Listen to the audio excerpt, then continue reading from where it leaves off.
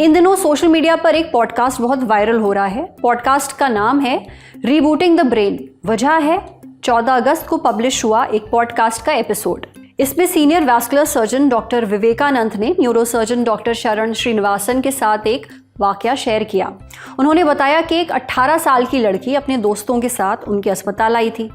उसकी एक टांग में दर्द था, सूजन थी जो जांघ तक फैली हुई थी। वो बहुत तकलीफ में थी। लड़की ने बताया कि उसने अपने पीरियड्स को रोकने के लिए हार्मोनल गोलियां ली थी क्योंकि उसके घर में कोई पूजा थी। डॉक्टर ने लड़की की हालत देखते हुए तुरंत एडमिट होने की सलाह दी। लड़की के पिता से बात भी की, लेकिन लड़की के पिता ने अपनी बेटी को तुरंत एडमिट करने से मना कर दिया। कहा वो अगले दिन सुबह डॉक्टर से आकर मिलेंगे।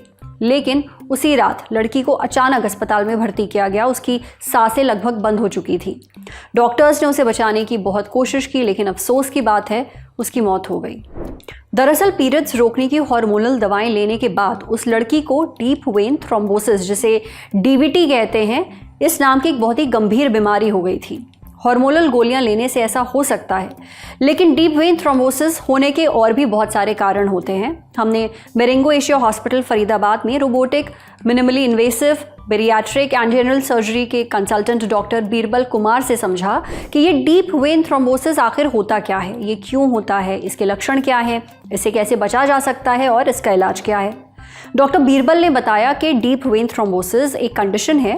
इसमें शरीर के अंदर, खासकर टांगों की नसों में खून का थक्का जम जाता है। ऐसा तब होता है जब खून बहुत धीरे धीरे बहता है या फिर किसी एक नस में बहुत देर तक ठहरा रहता है। ऐसे में खून वहाँ जम जाता है और थक्का बन जाता है। ऐसा होने के कई कारण होते हैं, जैसे बहुत देर तक एक ही जगह पर बैठे रहना, मिसाल के तौर पर एक बहुत ही लंबी फ्लाइट में, या किसी बीमारी के चलते लंबे वक्त से बेड रेस्ट पर होना। इसके अलावा नस में चोट लगने की वजह से भी ऐसा हो सकता है। ये चोट सर्जरी के कारण भी लग सकती है। कुछ बीमारियों में भी डीप वेन थ्रोम्बोसिस का खतरा होता है, जैसे कैंसर या उन बीमारियों में जिनमें खून के थक्के जम जाते हैं। यही नहीं, कुछ दवाइयां जैसे कि गर्भ निरोधक गोलियां या हार्मोनल थेरेपी भी डीप वेन थ्रोम्बोसिस का रिस्क बढ़ा सकती हैं, जो कि इस केस में हुआ। साथ ही उम्र बढ़ने पर शरीर की नसें कमज़ोर हो जाती हैं। अब अगर परिवार में डीवीटी की हिस्ट्री रही है तो इसका खतरा बढ़ जाता है। लक्षणों की बात करें तो टांग में सूजन आना, दर्द होना जो अक्सर पिंडली से शुरू होकर ऊपर तक जाता है, उस हिस्से का गर्म महसूस होना, स्किन का लाल या फिर नीला पड़ जाना और नसें उभरी हुई लगना शामिल हैं। अच्छा, कभी कभी कोई लक्षण नहीं दिखता और अचानक जब थक्का फेफड़ों तक पहुंच जाता है तब पता चलता है। ये जानलेवा हो सकता है। डीप वेन थ्रोम्बोसिस से बचने के लिए ज़रूरी है कि हर कुछ देर में उठकर चले फिरें, लंबे समय तक एक ही जगह पर बैठे ना रहें, ना ही लेटे रहें। सफ़र के दौरान थोड़ी थोड़ी देर में खड़े हो जाएं या पैरों को हिलाएं। रोज़ाना हल्की फुल्की एक्सरसाइज करें, जैसे चलना। खूब पानी पिएं, बहुत ज़्यादा कैफीन का सेवन ना करें और शराब से दूरी बना लें।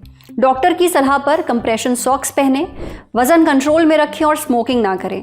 अगर डॉक्टर ने दवा दी है तो उसे समय पर लें और सबसे ज़रूरी बात, कोई भी हार्मोनल दवा बिना डॉक्टर की सलाह के ना लें।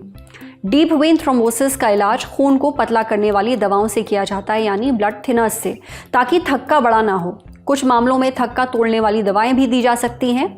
मरीज को खास टाइट सॉक्स पहनने पड़ सकते हैं।